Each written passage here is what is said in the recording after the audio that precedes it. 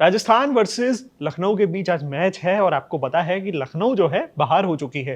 पर अब वो गेम क्या कर रहे हैं, वो दूसरों का गेम खराब कर रहे हैं। जैसे कि उन्होंने चेन्नई का करा, पंजाब का करा। आज राजस्थान के साथ उनका मुकाबला है और राजस्थान भी पूरी कोशिश में है कि एटलीस्ट फोर्थ पोजीशन पे वो पहुंच जाए और क्वालिफायर की जो है सीट रिजर्व कर ले। हालांकि अभी तय भी नहीं है, उनके एक और मैच है, बट वो पूरी कोशिश में है और उनको आज का मैच जीतना पड़ेगा अगर उनको क्वालिफाई में जाकर के अपनी सीट रिजर्व करनी है। कैसा होगा आज का मैच, बात करेंगे। देव सर है हमारे साथ। सर, क्या लग रहा है कि आज वैभव पे टीम डिपेंडेंट होगी, जायसवाल पे टीम डिपेंडेंट होगी, या फिर आज अगर ये दोनों नहीं भी चलते हैं तो राजस्थान क्वालिफाई कर सकती है? देखिए ऑब्वियसली कल सनराइजर्स ने चेन्नई को हरा के दो टीम्स को क्वालिफाई करवा दिया सीधा। एक तीर से दो निशाने वाली बात हो गई।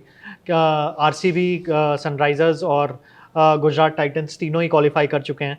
अब एक ही पोजीशन बाकी है प्लेऑफ्स में, और उस एक पोजीशन के लिए 5 टीम्स अभी लड़ाई कर रही हैं। और उसमें से सबसे आगे, मेरे ख्याल से सबसे ज़्यादा बेस्ट चांसेस अभी राजस्थान रॉयल्स के ही हैं, क्योंकि उनके हाथ में 2 मैचेस हैं, उनके पास ऑलरेडी 12 पॉइंट्स हैं। और सनराइजर्स और गुजरात के जैसे वो भी 16 पॉइंट पे पहुंच सकती है। सिर्फ राजस्थान ऐसी टीम है जो इस टाइम पे आई थिंक 16 पॉइंट्स तक पहुंच सकती है।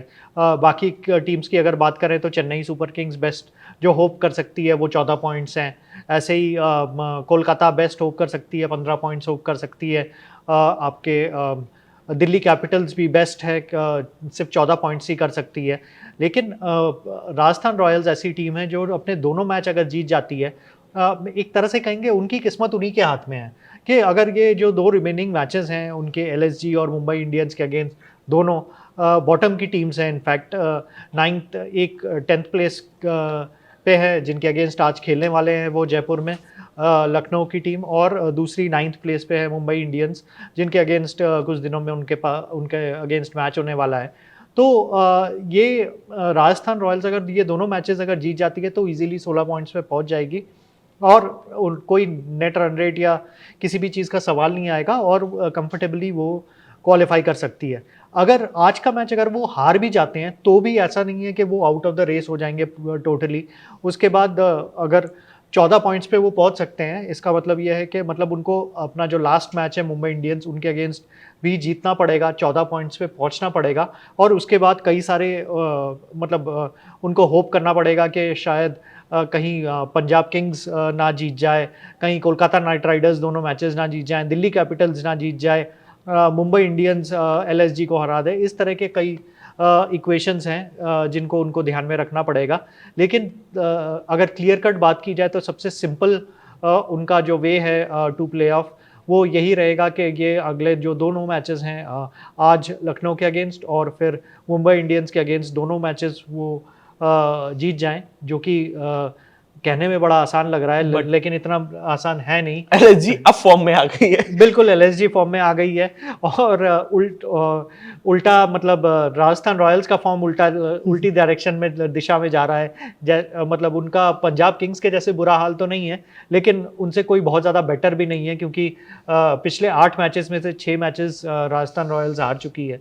तो मतलब ये मैच कोई हम ये ऐसे नहीं कह सकते कि एक टॉप की टीम है और दूसरी एकदम बॉटम की टीम है तो कोई कंपटीशन नहीं रहेगा। अभी किसी के लिए भी कोई भी ये मैच जीत सकता है। इनफैक्ट लखनऊ सुपर जायंट्स जिस किस्म के फॉर्म में है, उनके लिए राजस्थान को हराना कोई बहुत बड़ी बात नहीं होगी। यहाँ पे अगर हम बात करें तो सर, आज के मैच में परफेक्ट प्लेइंग 11 क्या देखने को मिल सकती है? देखिए ऑब्वियसली जैसे कि आपने बताया, जय सूर्या कॉम्बिनेशन को सबसे पहले ऊपर रखना बनता ही है। तो यशस्वी जायसवाल और वैभव सूर्यवंशी को मैं सबसे ऊपर रखूँगा।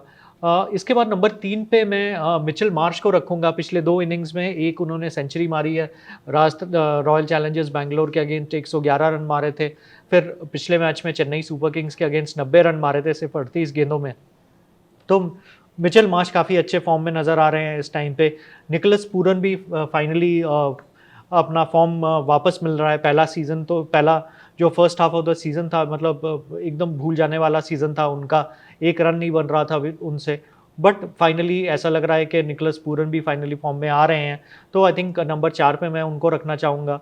फिर अगर बात करूँ तो रियान पराग, उनका भी पहला हाफ ऑफ द सीज़न इतना अच्छा नहीं था, लेकिन लास्ट कुछ मैचेस में उनका फॉर्म काफ़ी बेहतर नज़र आ रहा है।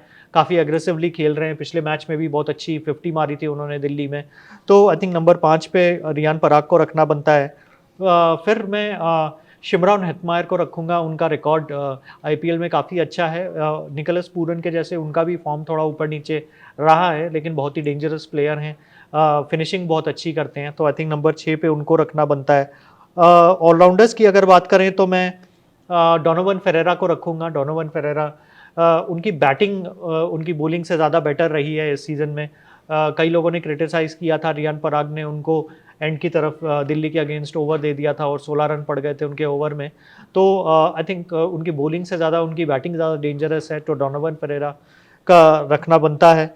स्पिनर्स की अगर बात करें तो आई थिंक दोनों टीम के स्पिनर्स में थे। आई थिंक दिग्वेश राठी को आगे रखना चाहिए, क्योंकि उनका फॉर्म काफ़ी अच्छा रहा है।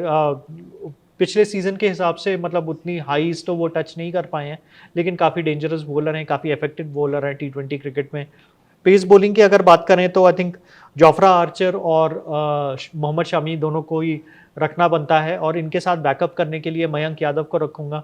मयंक यादव भी फाइनली बहुत फिट लग रहे हैं, पेस भी उनकी अप है, और पिछले मैच में काफ़ी अच्छी बॉलिंग की थी उन्होंने चेन्नई के अगेंस्ट।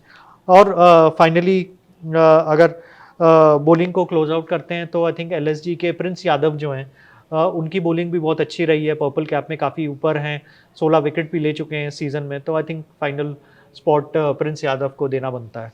यहाँ पे सर अब कितने चांसेस है कि वैभव सूर्यवंशी का आज आप सेंचुरी भी देख लो?